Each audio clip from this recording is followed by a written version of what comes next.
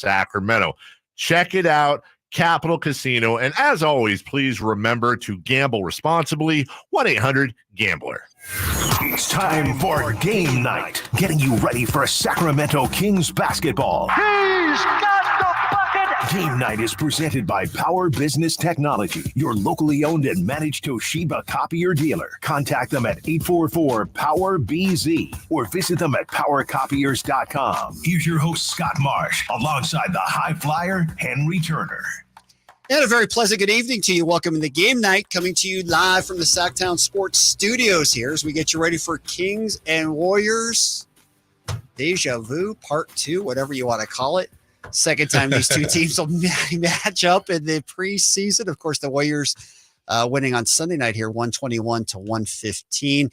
We're not worried about the scores. As we said, the Kings went 4-0 last two seasons.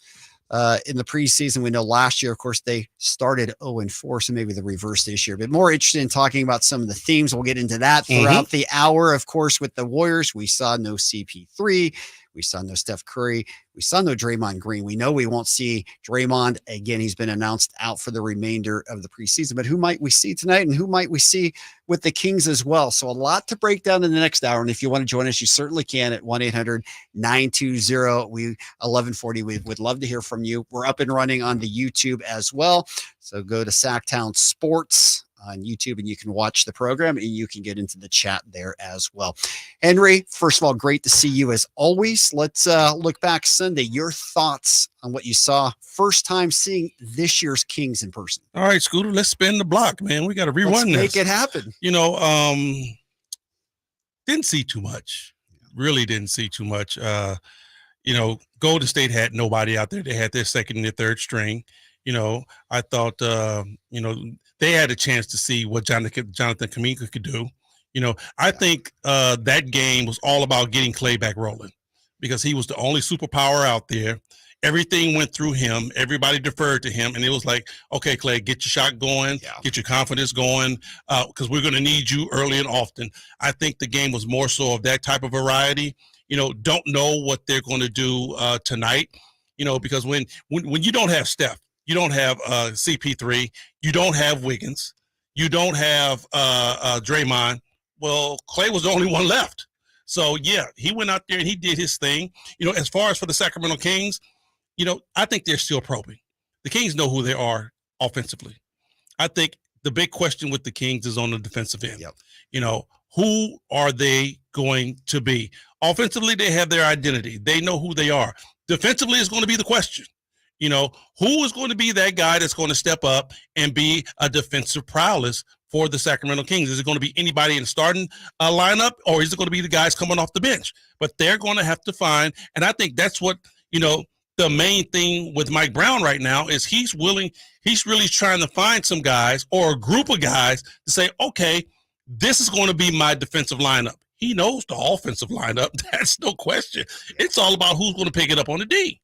No doubt about it. Now, there is a little intrigue because obviously Chris Duarte started on Sunday night. The Kings got off to a nice first quarter start. They scored 38, looked good offensively. Defensively, even more important because we know that's where Mike Brown's focused. They only gave up 25 first quarter points.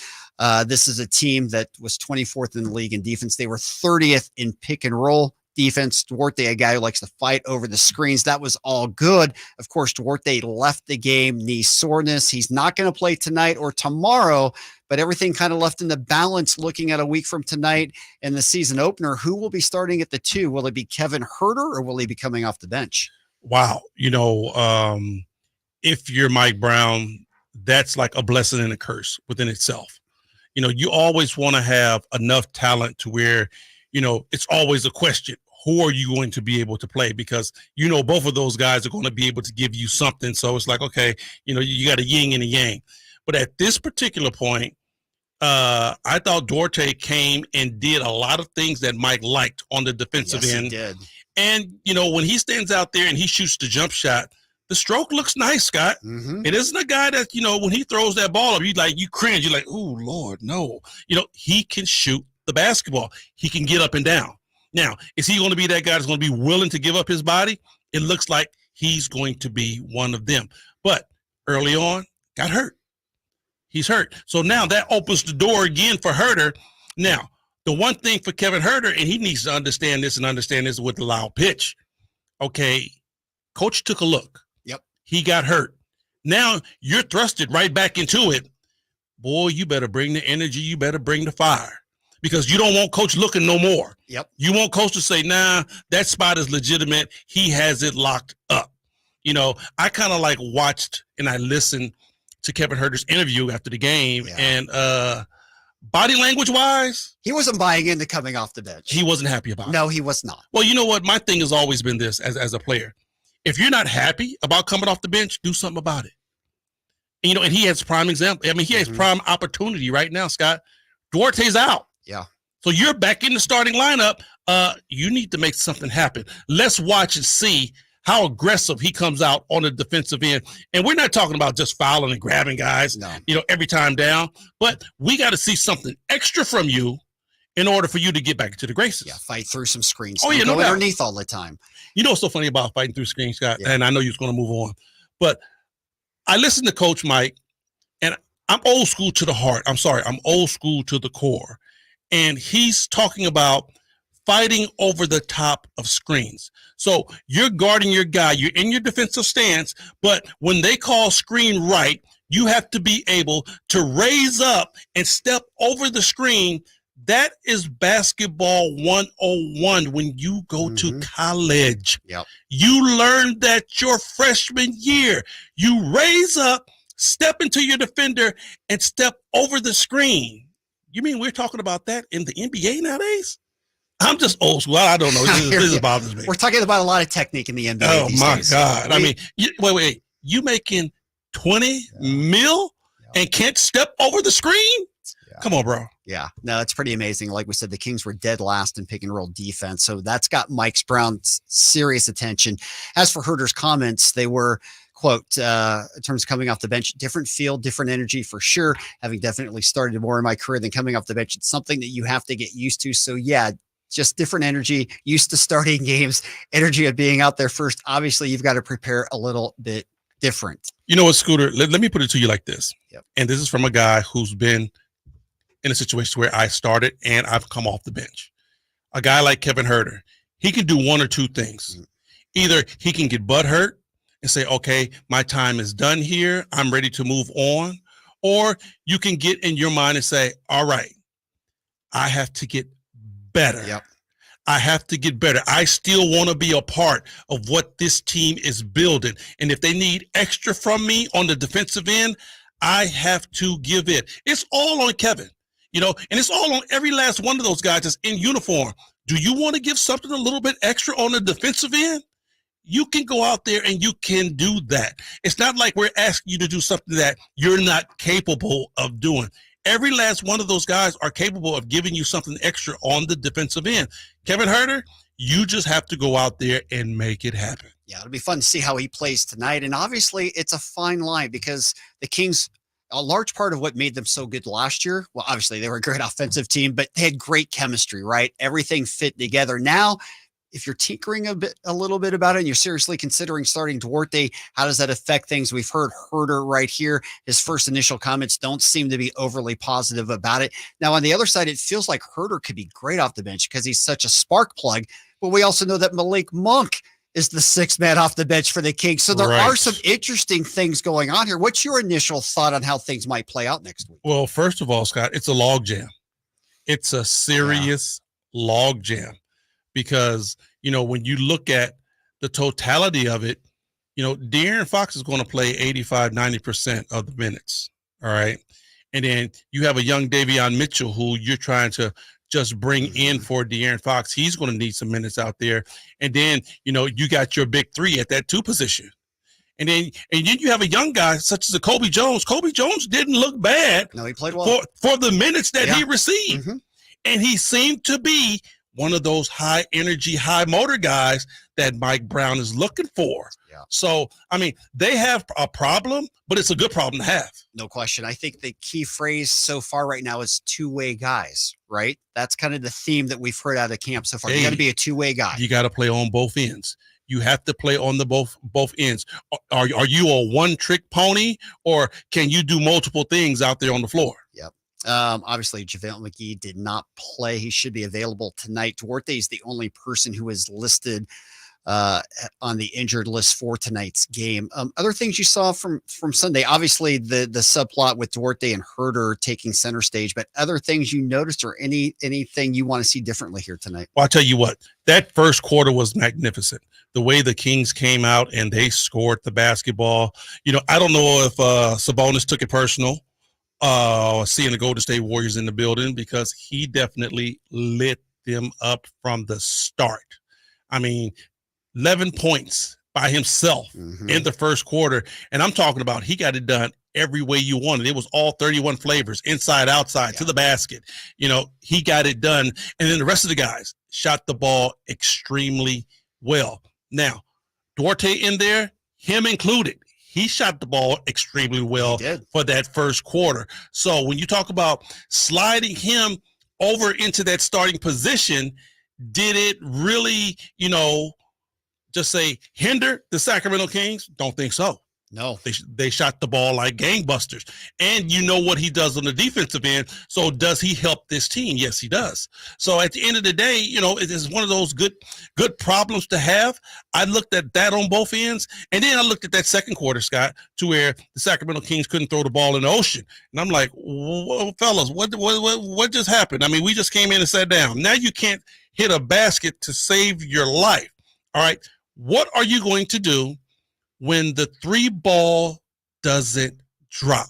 You listen to Mike Brown talk about being a two-way player. Okay, let's just look at it on the offensive side. Are you going to live and die by the 3? Or are you going to find alternative ways how to score? How are you going to utilize it? Are you going to get pick and rolls? Are you going to get back cuts? Are you going to get guys that drive to the basket? Are you going to look at a low post game? Or are you going to try to utilize the free throw game? It's so many other ways to score, but in that second quarter, all they elected to do was to shoot threes. Yeah, no doubt. They definitely lost their rhythm, their balance. It was a different lineup. We did see Sasha Vezenkov in person for the first time. When we come back, I want to get your thoughts on what you saw from the Kings' new player from Europe. We'll talk about that and a lot more. It's Sacktown Sports 1140. It's game night coming to you live. Kings and Warriors coming your way later on tonight right here on Sacktown Sports. Sacktown Sports is your source for the 49ers. Oh, it was awful. It was awful. Did that leave a bitter taste in your mouth? Oh, yeah, for sure. Me and Kyle had a long meeting the other day. We watched tape. We talked about it. We put it behind us. And just going through the tape and just look how sluggish and, how bad it looked on tape. Like I said, just reflecting on last offseason, it kind of played a big role in that. And I'll never put nothing like that back on tape again. Tune into Sacktown Sports at sacktownsports.com for the latest 49ers offseason developments.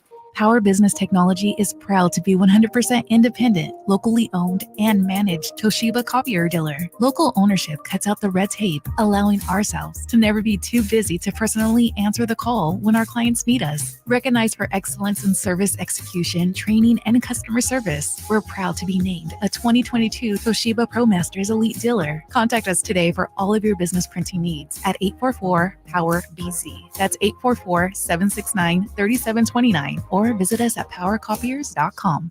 For today's show and tell, I present my phone. It's made with glass and various metals I can't pronounce. It's powered by Xfinity Mobile, so my family saves big. Take a handout. Colin, what are these? I'm quizzing the class on the material.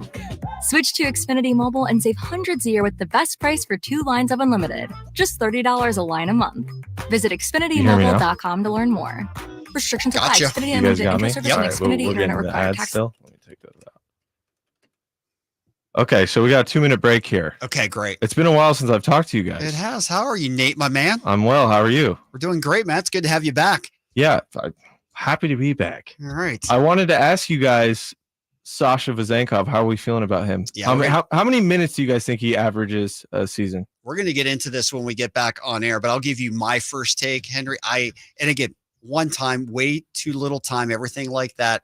I felt he looked a step slow out there. I didn't see this fitting in quite the same way I thought I initially would. And I honestly think he's a guy early on, at least, that's going to play fewer than more minutes than I had thought. I still think he's going to be a big part of what the Sacramento Kings do. How about initially? Initially, I'm going to say he's going to be like a 14, 15, 16-minute guy until he finds his way. I honestly think that, he's in a different type of situation because he's a guy, European MVP, the man on his basketball team. And now you're going to a ball club to where you're not 1, you're not 2, you're not 3, you're maybe 4. And you're not the end all be all. Everything don't go through you. So he's got to make a big transition. It does. I mean, it's honestly kind of similar to what Kevin Huerter's going through, right? Kind of having to take a step back. No, Kevin has never been the man. That's true. Okay, he was the man at Olympiacos. Yeah. So everything went through him. The ball was in his hands every single time. He was able to dictate how things went. Now, you might go 2 or 3 times up and down the floor and you don't see the ball at all. Yeah, that's true. And we saw defensively, he's a liability. Right now. Yeah. Right and that's now. a huge issue for Mike Brown. Until he gets acclimated, I think he'll be a decent team defender. He'll probably be. We got 5 seconds. He probably won't ever be a great on-ball defender.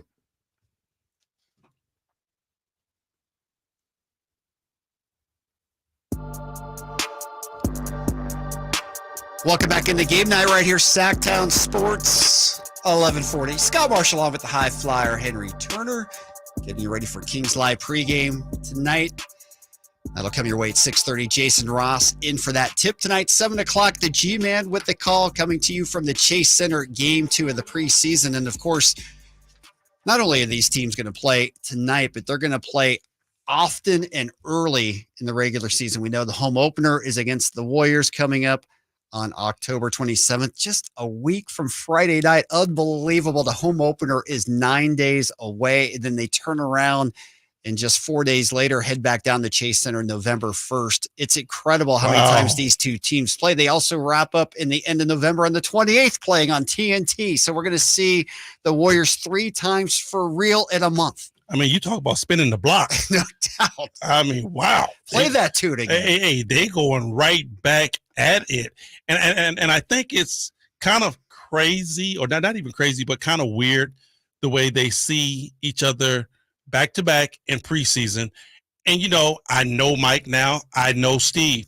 Neither one of those guys are going to show a new wrinkle that they might have to have when the regular season hits. Is it possible for either coach to have a new wrinkle against each other? Maybe something, not much, but something extra, something different. They know each other so well. They know the coaching styles so well. So at the end of the day, I'm pretty sure Steve is like, well, I know Mike ain't going to show me exactly what they're going to do. I might see a piece of it, but not exactly. And Mike feels the same way. Yeah, for sure. All right. Again, during the commercial break online, Sacktown Sports on YouTube, we had a good conversation going. Manny, Tin, glad to have you there. You can watch us there if you want to. We were talking about Sasha, breaking it down a little bit more. My first time seeing him in person. I know it's the same for you. Not fair to judge on one game. It's going to take at least 20 games, maybe a half a season to kind of figure this out. I know you harp on that with the team. It works probably even more so with individuals. My first thought, just first analysis of watching Sasha on the floor, he just seemed to be a step slow. Maybe it's getting to learn the offense. I saw him standing around a lot. I don't know if it was maybe because he didn't know the offense as well. I expected a little bit more movement. Defensively, man-to-man, it was tough for him. He was getting burned out there quite a bit. I know Mike Brown's concerned about that. He didn't really put the ball up a lot, so it wasn't a real opportunity to see just his great outside shooting. But my first thought was, and it probably will change throughout the season, I don't see Sasha being a top 8 guy initially with the Kings. Could be wrong about that, but I had thought coming in, based on everything I had heard, that Sasha was going to be a rotation guy playing at least 20, 25 minutes a night. I'm not convinced about that right now, at least initially. Not that won't change. I just don't see that right now. Well, I'll tell you what it is, Scott. Sasha is a guy right now that's trying to find his way. I think he has the biggest adjustment he has to make more than anybody else on this basketball team, because he's coming from a basketball club to where he was the alpha. He was the number one guy. He was that guy. The ball was always in his hands. The offense ran through him. Now, all of a sudden, you come to a basketball team to where you're not 1, you're not 2, you're not 3, and you might be 4, depending upon who's all on the floor. So, and offensively, I think he's just trying to find his way, just trying to figure things out of, okay, how can I best interject my offensive game within the Sacramento Kings game, because he don't want to step on no toes. Yeah, of course. sure. You're the new guy on the block. No. You just want to be out there and say, okay, every time I catch the ball, I'm going to catch it and swing it, and I'm going to look and I'm going to see, okay, where can I put my imprint? And I think that's where you're saying he looks a step slow, because he's passing the ball and he's watching. It's not like you pass the ball, screen, and go, because you've been with this team the whole year. Yeah. You're not going to be able to see that. And I'm talking just offensively. Now, on the defensive side, that's a whole different ball game. Yeah. Because I don't care where you are, where you come from, what you do. Defensively, it don't change that much. You stay in front of your guy and you don't get beat on the ball. Well, his foot speed is a little bit slow. As I look at him, I think he's going to be a very good player. Is he going to be a great on-ball defender? I don't think so. Can he be a good team defender? I do think so. I think he has the basketball IQ to do that. But as of right now, a lot of the people that he's being asked to guard, they're a little bit faster than him. And one-on-one in the NBA, if your foot speed, quote-unquote, isn't there, guys take advantage of it. You will be exposed. And again, it's one game, and it's ridiculous to extract anything from 17 minutes. That's what he played. But it's the only piece I've seen firsthand. So didn't have an assist, 1 of 4 from the floor. Looked like, obviously, he can rebound. He is big. And we'll see how he fits in. And I think with time, because, again, the Kings are so high on him, right? The fact that Lonnie and Mike and all the trips and everything else, this was their guy. I have the confidence that he will be that guy. It'll be interesting to me to see in late October, early November, because, again, the first preseason game up in Canada, he was the 3rd team coming in. Mike Brown made some comments about defense being important. So all these things are kind of weighing in, and it just, to me, it feels like he may be a 9, 10, 11 guy, at least early on. You know what, Scooter? I'm going to give him a minute because, like I said, he has a huge transition to make. And I'm going to say he should have it halfway together by the end of December. Okay. I'm going to give him November. November's going to go by fast. Everything's going to be moving. You don't have too much practice time. Yeah. But I'm going to give him to like the end of December. And if we're not seeing the best out of him, I will say, yeah, he's probably going to be 8, 9, 10 guy. But if he can get it together, I think he will be top 6, maybe top 7. And in some games, he might even start. Yeah. It's going to be really interesting to see his progress. And obviously, it's going to be a work in progress for the Kings and Mike Brown, how to figure out how to use them. All right, for the Warriors, obviously, Kuminga had a big game on Sunday, 28 points. He was the focus of the offense. And he's a guy, because Steve Kerr, if there's been any criticism of Steve Kerr and his run with Golden State, it's hard to nitpick a guy who's won 4 NBA championships. Right. But he's been reluctant to use the young guys, and probably understandably so, because he's got such great veterans. But some people criticize the way he used Kuminga. And of course, they traded their big man eventually, who was the number 2 pick, and his name Wiseman, who they eventually ended up trading. Some people feel maybe too early. Time will tell on that. But Kuminga, it's obvious that he's going to be a central part, especially with Jordan Poole moving, all of that. And obviously he's looking like he's ready to take that next step. Right. You have to look at it like this. And Steve Kerr is from the old school also. Mm-hmm. He's one of those coaches where you don't put a lot of onus on your young players. You try to bring them along as easy and seamless as possible. And when you have big time veterans on your basketball team, you don't have to just throw your rookies and throw your second year players into the fire and say, okay, learn. But I'll tell you what, they had to see something in him, because like you said, Wiseman, their first pick. Yep. Gone. All right. Jordan Poole, the guy that came off was supposed to be the 3rd Splash Brother. The massive contract. Gone. So they kept him around for a reason.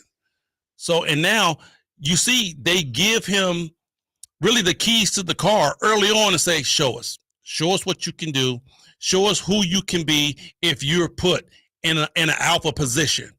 And they let him go out there and play, and he's been answering the call, if you ask me, because I love the way that young man approaches the game. The way he drives to the basket and hard as he plays, nothing but positive stuff can come out of that. And if he can shoot free throws at an 85-plus clip, he going to easily average 10 points, just how hard he goes to the basket. Yeah, agreed. He was working hard, and particularly in the second half. And again, the Kings didn't have their first. They didn't really even have their second lineup out there, and he took full advantage of it. As for Klay Thompson, you mentioned he was really the only starter besides Wiggins who played on Sunday night. What did you think how Klay looked this year? What's interesting, Klay is in his last year of his contract, and there's a lot of talk. Last year was maybe the last dance. They've all come back. This year truly could be the last dance if Klay leaves. Hey, you know what, Scooter? They've exhausted a lot when you talk about the salary cap. Okay, paid Wiggins a ton. We know Steph Curry breaks the bank. Honestly, I think they overpaid Draymond just to keep him. So now Klay is coming up. I don't think Klay is going to be able to get one of those Herculean type contracts that he thinks he deserves. Now, is he going to come off and just play like gangbusters? He probably might. Does he have the skill to do it?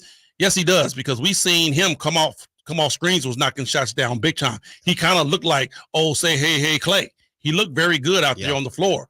But it's going to come down to a numbers game. And at the end of the day, do they have enough to pay Klay?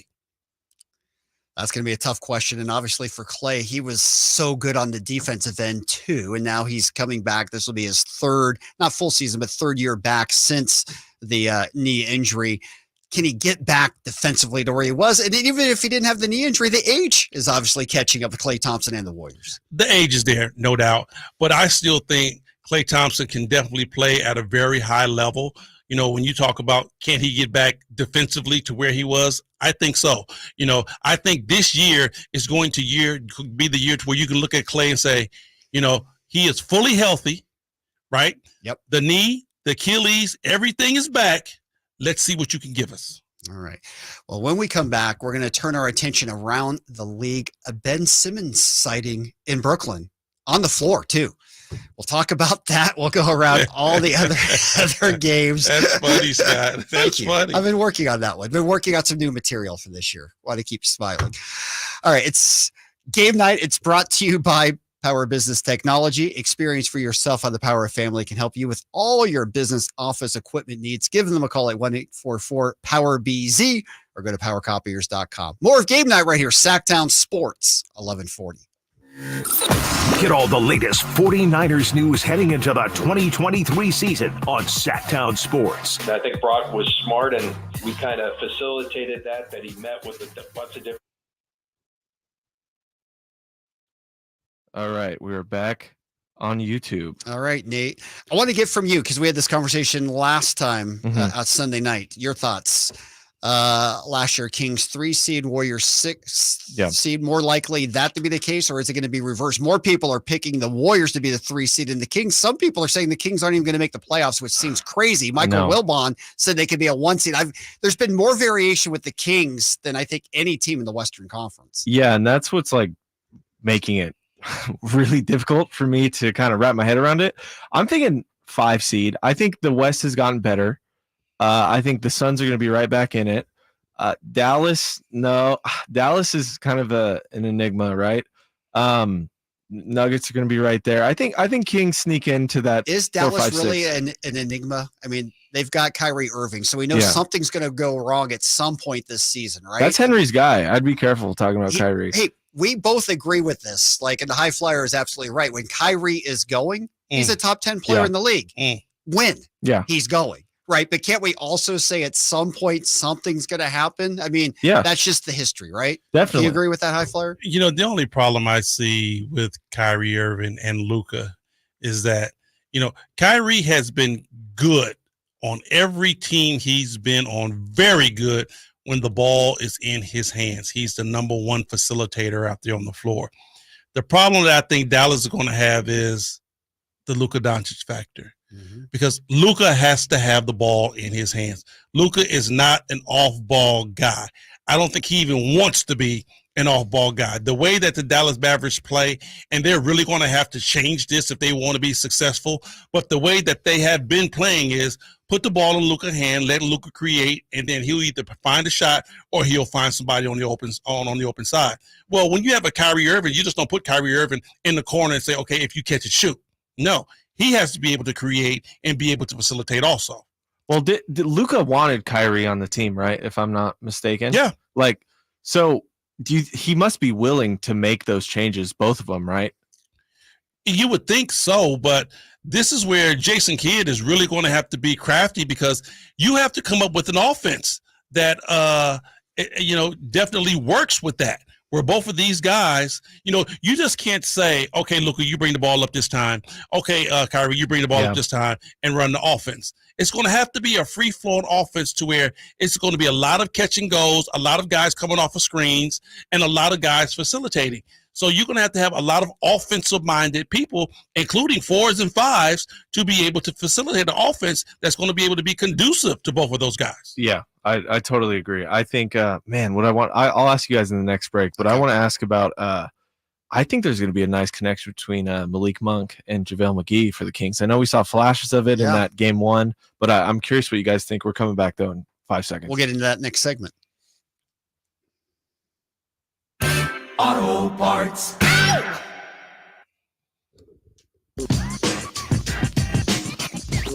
Welcome back in the game night right here, Sacktown Sports 1140. Scott Marsh along with the high flyer Henry Turner.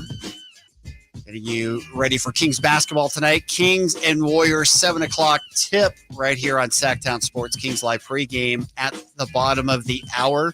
We will continue to break that game down, but let's go around the league. There's a few other preseason games going on right now. The Nets and the Heat.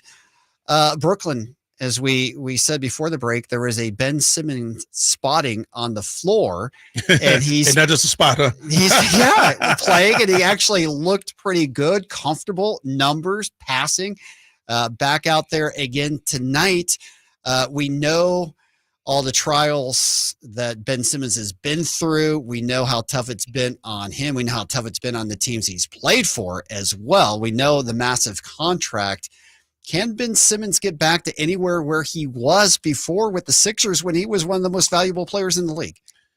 Don't know about that, Scott. I mean, that's probably the $1 billion question. Literally. Yeah, because, Ben Simmons had all the hype. He had all the tools, 6'7", 6'8", can handle the basketball like a guard, can see the floor like Jason Kidd. He gets to the basket like LeBron and Giannis. He plays defense. He's a two-way player. Exactly. The only thing that plagued Ben Simmons is that he was reluctant to shoot the jump shot. Now, it all started in the Atlanta playoff series, right, where he just refused to shoot. He missed free throws. He lost his confidence, and then it just all went downhill from there. But Scott, just like you lose confidence, you can gain confidence. Yeah. If this kid had a great offseason to where he's coming down and just being able to score in the mid-range, because you can't stop him from getting over to the basket. His size, his strength. The dude is talented. Oh, no question about that. But it's all mental with him. Mm-hmm. He is playing against himself. It isn't like somebody is just stopping Ben Simmons. That's not happening. Yeah. He's stopping himself. It's upstairs. So if he ever gets it right mentally, boy, now you're talking about a dude that pretty much earned that $200 million plus contract that he got. Well, he feels like he's in a good space. He was interviewed after the last game, and he feels like he's in a much better position, which makes me happy because you just want to see players succeed and get out of whatever funk they're in. In this game right now tonight, 18 minutes, he's not shooting the ball well. He's 0 of 4, has 2 points, but 6 rebounds, 4 assists, 2 block shots. To your point, he can affect the game in so many ways when he's on. That's the thing. And even when he's off, Scott, he still can't affect the game because the dude can facilitate. He can rebound and he can play defense. He gets steals. So even if he can't score, this dude still puts his imprint on the game. That just shows you the ceiling for Ben Simmons. And mentally, none of that was affected. It's his offensive prowess that where he starts thinking and he gets out of his head. So defensively, he's there. The one thing that I hope for this young man is that hopefully the team he's on, he isn't the end all be all. He isn't the number one alpha. He gets to be just one of the guys. And I think if he can do that, he'll be coming along quite well. Yep. As for the Heat, are they going to suffer at all from Damian Lillard hangover to start the year? Why? Because every player thought he was coming, right? It hurt, but he wasn't there last year. No, he wasn't. But I mean, wasn't that the expectation? But still, it's going to hurt, but he wasn't there last year. You know, it isn't like you had Dame and he left. You know, guys didn't get acclimated to Dame. Okay. So, you know, it's like, is Jimmy Butler stewing, you think, inside that they didn't get him? Now, you might have to worry about what your players think, but they kind of know what's going on. And at the end of the day, you know, you are a professional. I know that they were like, yeah, we're going to get Dame. It's going to be all over. We're going to get Dame. It's going to be wraps. Well, that didn't happen. Yeah. So now, as a professional, you have to look at what you have and say, okay, fellas, everybody, and this is when you have veterans in your locker room. Everybody is going to come in and say, okay, fellas, yeah, we thought Dame was coming. He's not walking through that door, at least not in the not in the Heat uniform. He's not going to walk through that door. We have to deal with what we have. And everybody here, can you give me 10% more? Can you give me 10% more? You know, that's where your veterans really come into play and get everybody on board, get everybody on the same accord. And that's how you do something extra, because that's what you're going to need. Yeah, at the end of the day, I think the Heat culture is so good that obviously no doubt. They'll be fine. It's a little bit of maybe a trip up initially, but that's so talented. It's a letdown. But Scooter, we know. I mean, you know, we can sit here and toss it around, but come on, when you got Riles, and you got Coach Spo, the culture is so deep. Yeah, you have Alonzo Mourning there. You have all of these great guys that know how to win. They're not going to let this team get down mentally. Losing Gabe Vincent might be a little bit bigger deal, potentially. Now, that's going to be a big deal. Losing Gabe Vincent is going to hurt, because that young man, he helped push them to where they got to. Yeah. If it wasn't for Gabe Vincent, they wouldn't have got that far. Tyler Hero wasn't there. He was hurt. They wouldn't have got that far. That dude stepped up and played a big part in all the wins that the Miami Heat got. He did. All right, Knicks and Wizards right now. What do you make of New York? This was a team that certainly overachieved last year. I mean, they got themselves back to relevance. Right. Obviously, Randall was having a great year for the most part all season long. You know, they did put themselves back on the map in New York. Scott, it's always good when the Mecca, I'm talking New York. Yep. When the Mecca is in the talks. You know, I'm not saying that, you know, they're a great basketball team. I'm not saying they're a bad basketball team. They were average. They were in the building. They were able to make the playoffs. They were in contention. It's always good when the New York Knicks are in contention, because it gives a little bit more credibility to our league. I'm sorry. It's just something about Madison Square Garden. Yeah. And being in New York. I'm sorry, it's like the home of basketball. I mean, we know basketball is global, is worldwide, but in the end-all, be-all pantheons of the NBA, it gets no better than the New York Garden. Absolutely. And Jalen Brunson, of course, had a terrific year last year. Can he repeat this year? I think so. I like JB. I like JB back when he was with Dallas. You know, I think he's a winner. You know, and I think he's the guy that will be the number one. You have Julius Randle. Julius Randle is your freak. He gets things done out there on the floor. But I think Jalen Brunson is the guy that gets everybody else together. I think he's the glue. The guys follow as he goes. You know, you do have Julius Randle, legitimate all-star. He gets it done, but guys ain't following Julius. They definitely follow JB. Yeah, no doubt. All right, final game tonight is, besides obviously Kings Warriors, it's Spurs and Rockets. The big news there, Kevin Porter Jr. apparently is going to be traded to OKC, where the Thunder are going to waive him. Yeah, seen that. You know, sad situation. Very sad. You know, but at the end of the day, young players that's getting ready to come into this league, young players that aspire to be in this league, you really have to understand what you're doing as an athlete, what you're doing as a professional, what you're doing as a teammate. You know, Charles Barkley said it, but I definitely didn't agree with it. He said, I'm not a role model. You might not want to be, but you are. Yep. It's bestowed upon you. It's what you're expected to do. And nowadays, if you slip up and you go down that wrong highway, it can be detrimental to your career. Okay, Charles Barkley got away with a lot. He was able to do whatever he wanted to. Dennis Rodman was the same way, was able to do whatever he wanted to, but those are far and few in between. If you're a guy that's just trying to make your way, this is a young guy who just barely got into the league. If you're trying to make your way, you have to be a professional. I know just because you play professional basketball doesn't constitute you as being a pro. You better learn how to be a pro. Yeah, and for the Rockets, 3-0 in the preseason. Again, records don't mean anything, but they brought in some veterans, Van Vliet, all of that. They're trying to set themselves up in a different light. We'll see about Dylan Brooks. I don't know about the professionalism. He probably helps them on the floor, but it'll be interesting. I don't know what to make of the Rockets. Scooter, he's another one.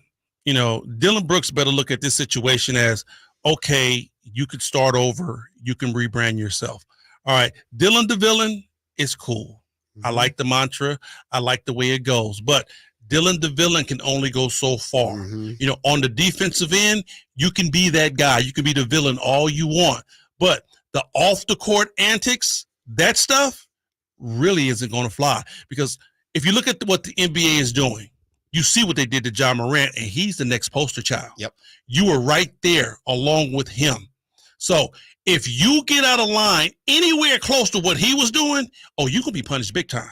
Yep. Because the NBA is going to set a precedent. They're going to make an example and say, we're not having it, especially from the poster child, and you definitely can't do it. Yep, exactly right. All right, when we come back, we will focus in on the Kings and the Warriors. That's the game upcoming. And we'll get into who's going to have the better season. We know the Kings finished in the 3 spot. The Warriors were 6. A lot of national press saying it's going to be reversed. As we talked about in the video chat last break, the Kings seem to have the most variance of anybody. We heard Michael Wilbon say they could be a 1 seed. We've heard other people predict they won't even be in the playoffs, 11th seed, not even the play-in. We'll break that all down. Game night being brought to you by Mercedes-Benz of Stockton. Go check them out today. Online, mbofstockton.com. More of Game Night right here, Sacktown Sports, 1140. Not being in the playoffs is crazy. That's crazy, right? Talk to me, yeah. Like, I mean, I don't think it's... How do you come up with being 11th? And then Sabonis, to me, is the player who gets the least respect of any player, too, because he doesn't match up from a metric standpoint, right? He doesn't shoot the 3 ball enough, but all he does is go out there and put up numbers. All of that stems from, in my opinion, the Warrior series, because that's when everyone was watching them. They were on the screen for everyone to see, right? Yep. Like, and weaknesses were exposed in his game, right? Yes. Yeah. Oh, 100%. 100%. And then the stomping thing, all that with Draymond, I don't know. I feel like there's some weird media bias in there. Well, you have to figure out and understand this. All of that, I don't care what happened, all of that was a negative on Sabonis. All right. He had no dealings with the stomping, but the stomping was a negative because it made it look like he was scared and he ran away. Yeah. Because he didn't show up. And then all of a sudden, you don't shoot the ball at all. Yeah, that mid-range shot, he'd be wide open. He wouldn't even attempt it. If you are an alpha, we just talked about this with Ben Simmons. I'd rather see you go 0 for 20 than 1 for 2. Yeah. You can't. You have to shoot the ball. If you just miss, oh well. You just had a bad night of shooting. Sabonis wouldn't look at the rim. And then you look at who was guarding him. Draymond Green. Yep. He wouldn't look at so all of that stuff compiled. Yep. And people started looking at Sabonis differently. Is that just a stumble along the way, or can Sabonis overcome that this year? He can overcome it, but he better go. He better go exactly the way he did that first preseason game. Yep. Of course, no Draymond on the floor. But every time he see the Warriors, you better go, because once again, y'all know how this league is. It's what have you done for me lately? And he's going to have to show that, you know what, that was last year. I went home off season. I got in the lab. Here I am. Speaking of Domas, doesn't he just look like he's in incredible shape? When I saw him out there, we are coming back here pretty quick. We'll save that. And we are out at 26. Perfect. Gamble responsibly. 1-800-GAMBLER.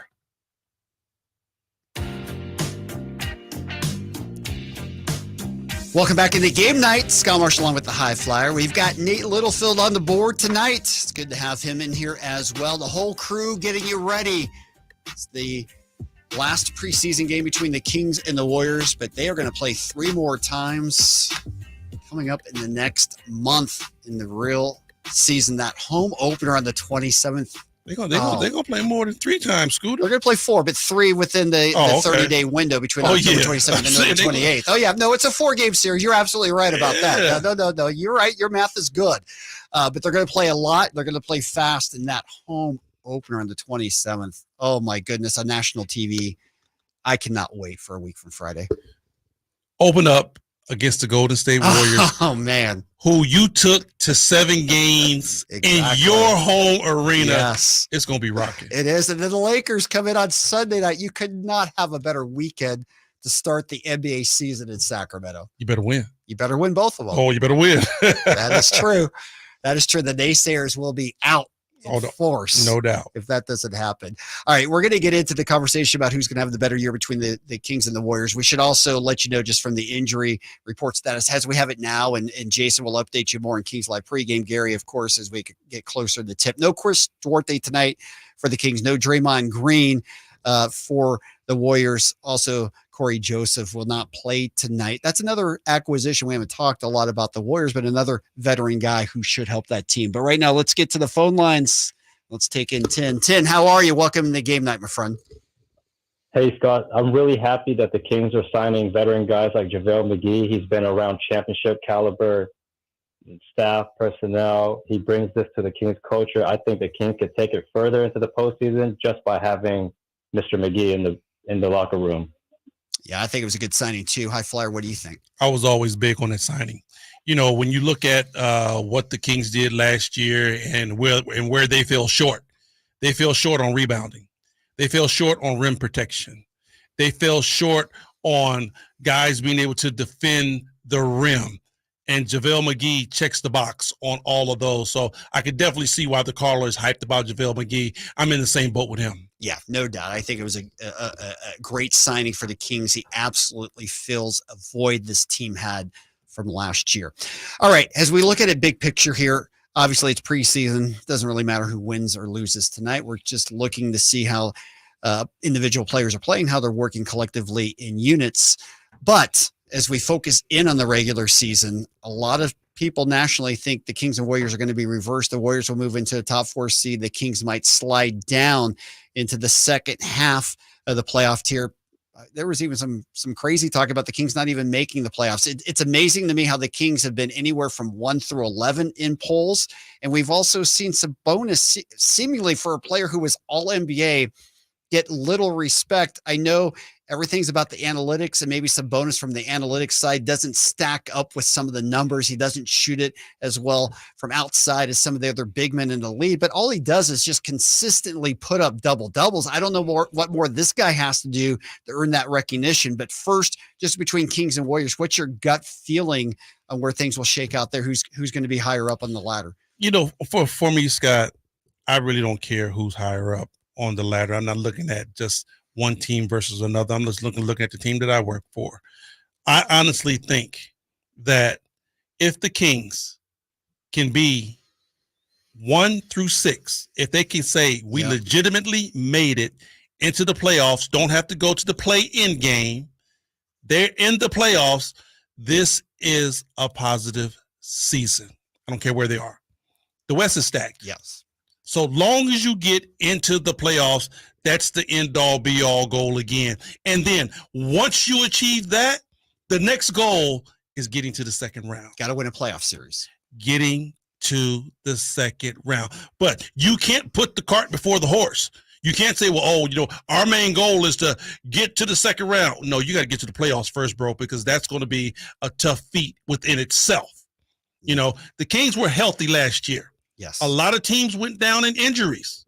So at the end of the day, if you can reduplicate your play as far as guys staying healthy and then how you played, you'll put yourself in a very good position. Yeah, you will indeed. I know we're focusing Kings, but for the Warriors, obviously they had one of the worst road records. It not only in the league last year, but it almost in NBA history for a team that was a defending NBA champion. You couldn't understand what happened. No. But Scooter, Wiggins, a main piece, a main staple. Sure. We're talking about a guy who was in the running for Finals MVP. They was definitely trying to give it to him. Him and Steph was neck and neck. Yep.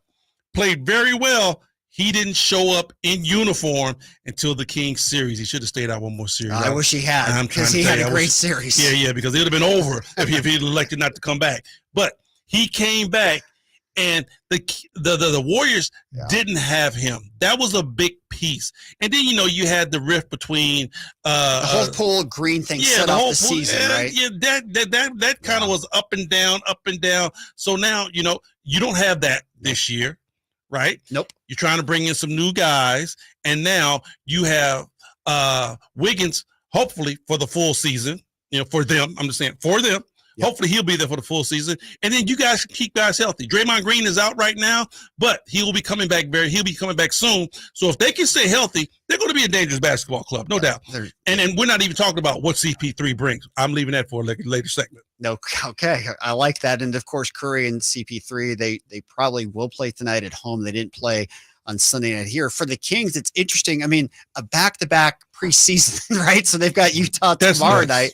It is crazy. So it'll be interesting to see how Mike Brown plays this one in terms of, I'm sure he's going to hold out some guys because he's not going to play guys significant minutes on back-to-back in the preseason. Just not going to happen. Not in a back-to-back, especially not against an opponent that you're going to see 3 times in the first month. And with the Jazz, too, they open up the season against the Jazz, and they play them here tomorrow night. So. Right. Another team to where you're not going to be able to just see the whole arsenal.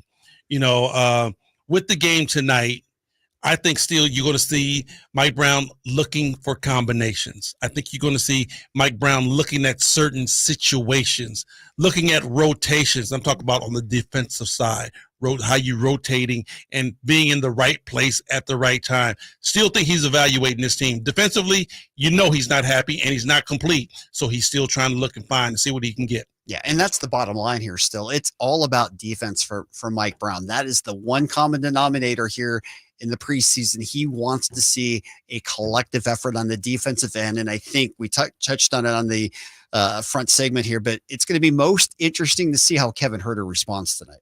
Oh, no doubt. I mean, the light is going to be on him, most definitely, because, Duarte's out, and it was a question mark about what's going on there. So really, you can take control of your own destiny. That's the cool thing about this whole situation for Kevin Huerter. It's not a situation to where, okay, Duarte got put into the starting lineup. Now he's starting for the rest of the preseason. No, you have control over your own destiny. You can come out and show what you can do. He's not there to sub for you. Nope. I mean, Kobe Jones did a hell of a job. And he plays a lot like Chris Duarte, but still, he's a rookie. You can come out and right your wrong. Yeah, no doubt. That'll be a focus, no doubt, tonight. Any other things you're interested in seeing? I mean, really, we've got 2 opportunities here. Okay. For sure. Sasha. Yep. He's going to be the next big question mark. I want to see how he's starting to gel. And it's hard right now, Scott. I mean, he was in the starting lineup. He came off the bench. Then he was with the third string. It's hard for him, bro. Yeah. I understand that. But you want to see him start trying to interject some of these great attributes that we know he has as far as when he was playing in Europe. You're going to have to start seeing something, whether it's passing, whether it's rebounding, whether it's cutting, basketball IQ. He's going to have to start showing some of those things. Yeah, he's got a couple of opportunities here before it starts for real next week. It's fun. Anytime the Kings and Warriors match up, whether it's preseason or not, it's always a good thing. And obviously, they're trying to get ready for next week when it does count for real next Friday night. All right, that will do it for game night. Henry's always great to work with you, my man. Yes, sir. You'll stay here. Jason Ross will be coming in. It'll be Kings Live pregame coming up after the break. It's a 7 o'clock tip tonight. The G-Man will be on the call. It's the NorCal rivalry preseason style. Kings versus the Warriors. Of course, keep it tuned here all evening long. We'll have it all covered for you. Sacramento Kings basketball coming your way right here on Sacktown Sports 1140. Have a great evening, everyone. Need your Niners fix? Sacktown Sports has you covered. I'm not going to lie to you guys. I think Trey looks significantly better than he did last year. I really do. I think his confidence is there. I think that he's throwing really good passes. I mean,